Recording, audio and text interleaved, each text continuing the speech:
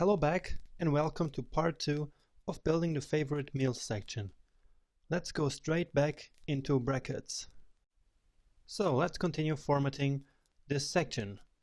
Now the first thing we notice, and that we didn't correct yet, is this large distance between these two sections, which doesn't look natural.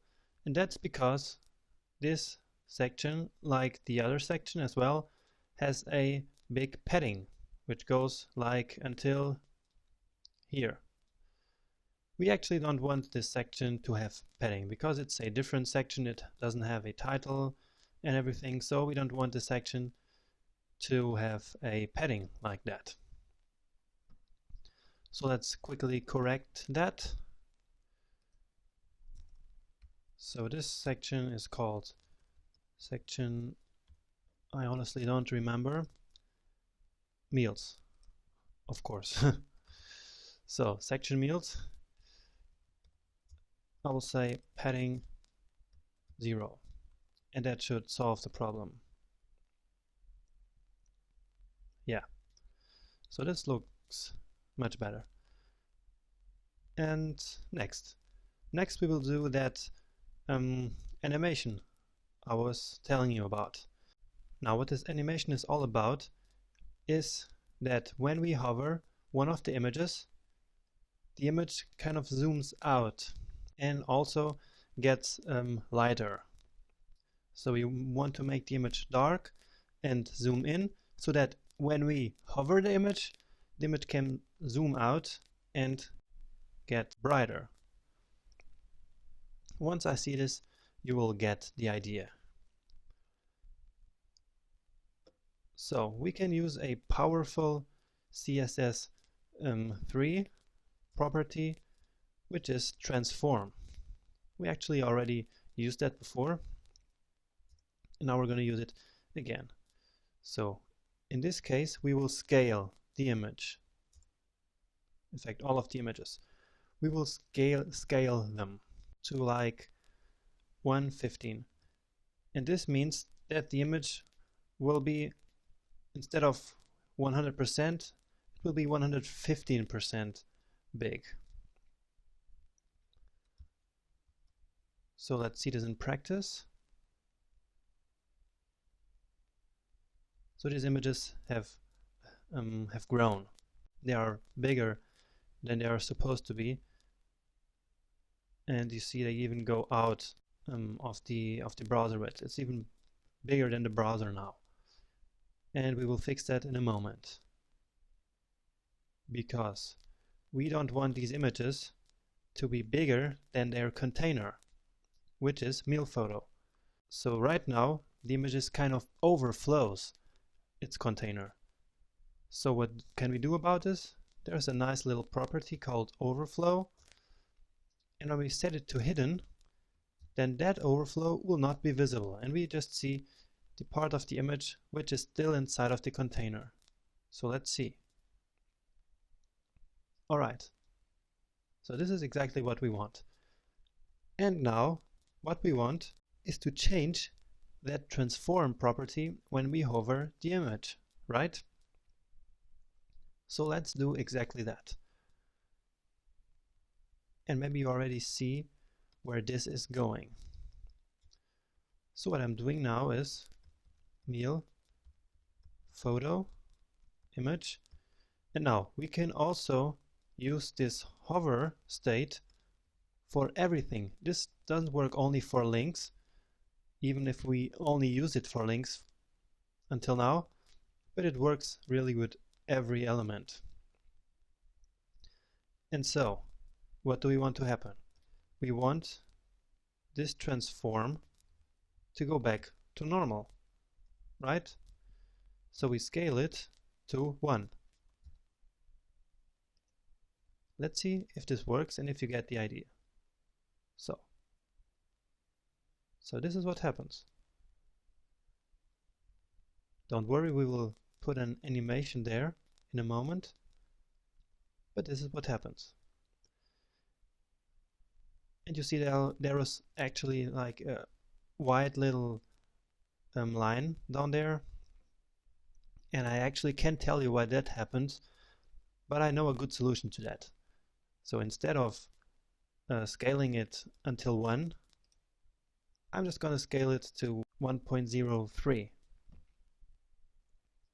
And this should solve the problem. And also I want to, of course, animate this transformation. So how can I do it? I say transition and then transform, and let's say half a second, 0.5 seconds. And this should already do the job. So this is exactly the same thing as we did with our links here, right? We defined the transition with the interval, and then with the hover state we said what would happen. So this is what we did right here. So let's check it out. Okay, this is very nice, right? This is really, really cool. Don't you think so? It's a beautiful effect. But we will go even further than this. So as I said in the beginning, we will make this image darker, and then as we hover it, we'll make it lighter. And that's quite easy to do. As we built the header, we learned how to make a background image darker, which was our hero image, right? And now let's try to make this image darker. And let me show you how we're going to do that. So if we set the opacity, yet another CSS property, you see you're using a lot of properties here. I mean, I'm covering almost everything that you need to know with just this website. So opacity 0.7, so this is 70%. And okay, just to show you, let me show you what this looks like.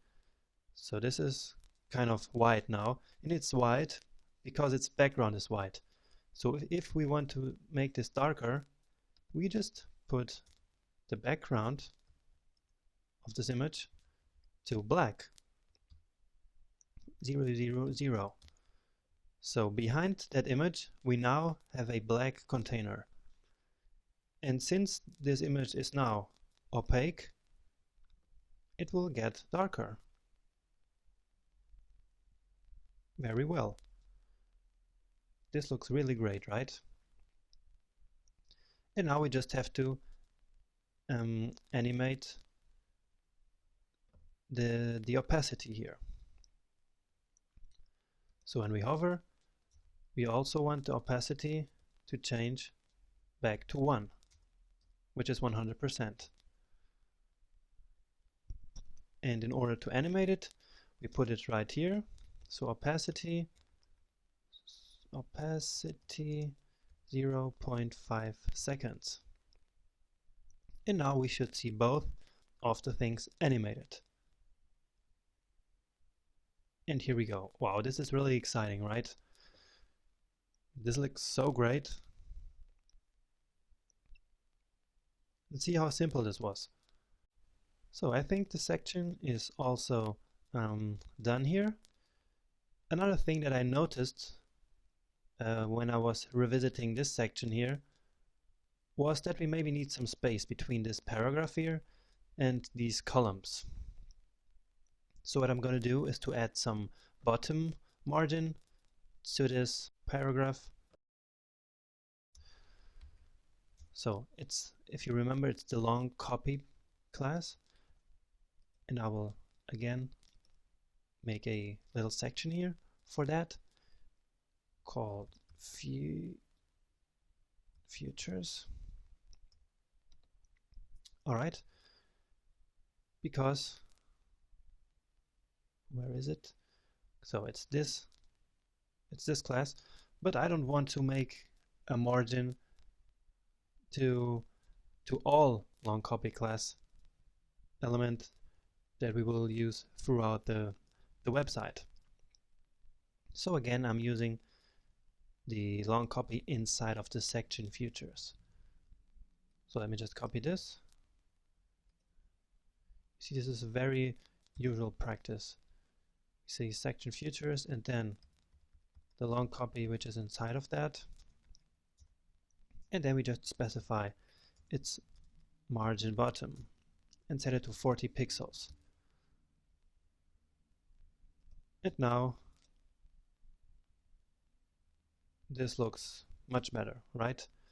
Okay, probably 40 was a little too much. Again, this is really designing in the browser, and it's really great. Yeah, this looks cool now. Don't you think so? So let me revisit the whole thing. We designed this section, everything beautiful. Then we did this section, and now we even have this powerful transition stuff. Wow, we've learned such a lot so far. A lot of CSS properties, and you should probably take note of them or copy them somewhere so that you have a whole list of things that you can do with CSS. So that's it for now, and maybe you want to take a break now, or you can just join me in the next lecture where we will design our next section. So see you there, and bye.